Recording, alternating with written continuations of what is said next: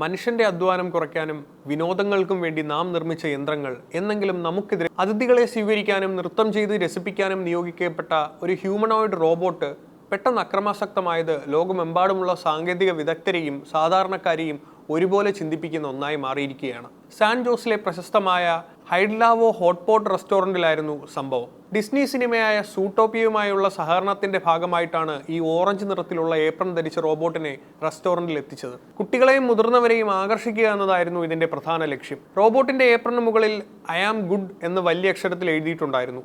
എന്നാൽ ആ പേരിനെ അന്വർത്ഥമാകുന്ന രീതിയിലായിരുന്നില്ല അതിന്റെ പ്രവർത്തനം. നൃത്തം ചെയ്തുകൊണ്ടിരുന്ന റോബോട്ട് പെട്ടെന്ന് നിശ്ചലമാവുകയും തൊട്ടടുത്ത നിമിഷം കൈകൾ അനിയന്ത്രിതമായി വീശാൻ തുടങ്ങുകയും ചെയ്തു. കൗണ്ടറിൽ അടുക്കി വെച്ചിരുന്ന സെറാമിക് പ്ലേറ്റുകൾ ഓരോന്നായി അത് തല്ലിപ്പൊട്ടിച്ചു. പരിഭ്രാന്തരായ ജീവനക്കാർ അതിനെ തടയാൻ ശ്രമിച്ചെങ്കിലും ലോഹനിർമ്മിതമായ അതിന്റെ കരുത്തുറ്റ കൈകൾക്ക് മുമ്പിൽ അവർക്ക് പിടിച്ചു നിൽക്കാൻ കഴിഞ്ഞില്ല. ഒരു ഘട്ടത്തിൽ റോബോട്ട് നൃത്തം ചെയ്യുന്നത് പോലെ തോന്നിച്ചെങ്കിലും അതിന്റെ ഓരോ ചലനവും ചുറ്റുമുള്ള വസ്തുക്കളെ നശിപ്പിക്കുക എന്നുള്ള രീതിയിലായിരുന്നു. സാങ്കേതിക ഭാഷയിൽ ഇത്തരം സംഭവങ്ങളെ റോഗ് AI അല്ലെങ്കിൽ സിസ്റ്റം മാൽഫങ്ഷൻ എന്നാണ് വിളിക്കുന്നത്.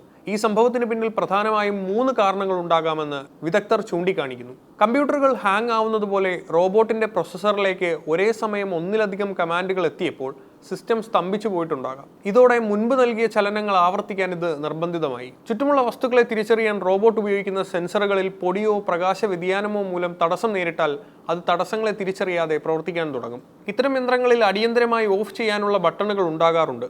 എന്നാൽ ഈ റോബോട്ടിന്റെ കാര്യത്തിൽ അത് ഫലപ്രദമായി പ്രവർത്തിച്ചില്ല എന്നുള്ളത് വലിയൊരു സുരക്ഷാ വീഴ്ചയായി കണക്കാക്കപ്പെടുന്നു. വീഡിയോ വൈറലായതോടെ ഇന്റർനെറ്റ് ലോകം 2 തട്ടിലായി. ഒരു വിഭാഗം ആളുകൾ അതിനെ വളരെ തമാശ രൂപേണയാണ് കണ്ടത്. ജോലിഭാരം കാരണം ഈ റോബോട്ടിന് വട്ടുപിടിച്ചതാകാം, അല്ലെങ്കിൽ മനുഷ്യരെ പോലെ റോബോട്ടിന് മാസാവസാനം അവധി വേണമെന്നുണ്ടാകും തുടങ്ങിയ കമന്റുകൾ എക്സിലും ഇൻസ്റ്റാഗ്രാമിലും നിറഞ്ഞു.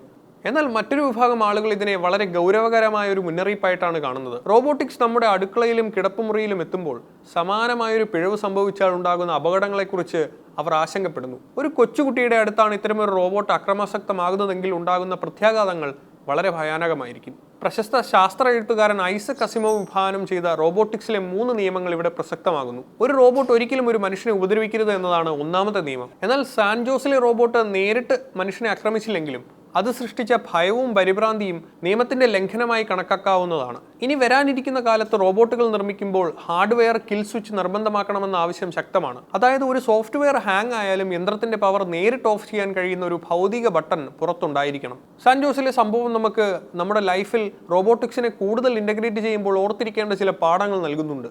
സാങ്കേതികവിദ്യ എത്രത്തോളം നൂതനമായാലും അതിൽ പിഴവുകൾ സംഭവിക്കാം. അതിനാൽ യന്ത്രത്തെ അന്ധമായി വിശ്വസിക്കരുത്. റോബോട്ടുകളെ ജോലി ചെയ്യുന്ന ഇടങ്ങളിൽ അവയെ നിയന്ത്രിക്കാൻ പരിശീലനം ലഭിച്ച മനുഷ്യരുടെ സാന്നിധ്യം എപ്പോഴും ഉണ്ടായിരിക്കണം. റെസ്റ്റോറന്റുകൾ പോലെയുള്ള പൊതുവിടങ്ങളിൽ ഉപയോഗിക്കുന്ന റോബോട്ടുകൾ ഭാരം കുറഞ്ഞ വസ്തുക്കൾ കൊണ്ട് നിർമ്മിക്കപ്പെടണം. മെറ്റാലിക് കൈകൾക്ക് പകരം മൃദുവായ പദാർത്ഥങ്ങൾ ഉപയോഗിക്കുന്നത് അപകട സാധ്യത കുറയ്ക്കും. സാൻ ജോസിലെ ആ ഡാൻസിംഗ് റോബോട്ട് ഇപ്പോൾ ശാന്തമായിരിക്കാം. ഒരുപക്ഷെ അത് അറ്റകുറ്റപ്പണികൾക്കായി മാറ്റപ്പെട്ടിരിക്കാം. എങ്കിലും ആ 30 സെക്കൻഡ് വീഡിയോ നൽകുന്ന സന്ദേശം വളരെ വലുതാണ്. ആർട്ടിഫിഷ്യൽ ഇന്റലിജൻസും റോബോട്ടിക്സും നമ്മുടെ ജീവിതത്തിന്റെ ഭാഗമാകുമ്പോൾ സൗകര്യങ്ങളോടൊപ്പം തന്നെ സുരക്ഷയ്ക്കും നാം തുല്യ പ്രാധാന്യം നൽകണം. യന്ത്രങ്ങൾ മനുഷ്യനെ സഹായിക്കാനുള്ളവയാണ്. അവ മനുഷ്യന് ഭീഷണിയാകുന്ന സാഹചര്യം ഉണ്ടാകാതിരിക്കാൻ നിരന്തരമായ പരീക്ഷണങ്ങളും കർശനമായ നിയമങ്ങളും അനിവാര്യമാണ്. ഭാവിയിൽ നമ്മുടെ വീട്ടിലെ റോബോട്ട് ഇതുപോലെ പെരുമാറിയാൽ അതിനെ നേരിടാൻ നാം തയ്യാറാണോ എന്ന ചോദ്യം ഓരോ പ്രേക്ഷകന്റെ മുന്നിലും അവതരിപ്പിച്ചുകൊണ്ടാണ് ഈ വീഡിയോ അവസാനിക്കുന്നത്.